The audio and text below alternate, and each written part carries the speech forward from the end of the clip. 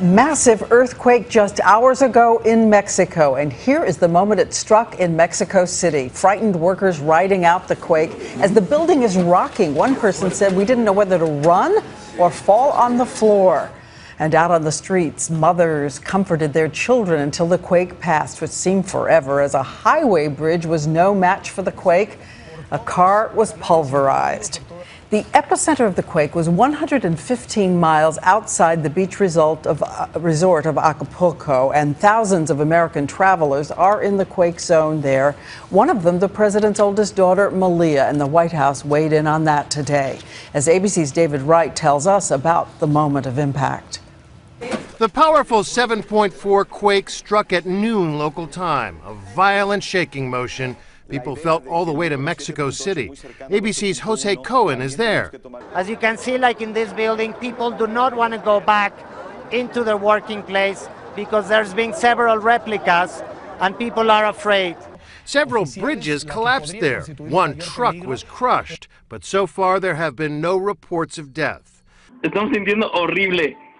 Many people captured the frightening scene on their camera phones, quickly posting the images to YouTube. The epicenter of the quake was in Guerrero State, midway between Oaxaca and Acapulco, two of the most popular spring break destinations for young Americans. President Obama's daughter, Malia, is in Oaxaca on a school trip. Late today, the White House released a statement saying she's safe. Oaxaca's governor says 500 homes have collapsed in his state. Seismologists say the quake struck at a shallow depth, which tends to make the shaking even more intense. In the capital, miles away from the epicenter, lawmakers evacuated the Chamber of Deputies, Mexico's parliament.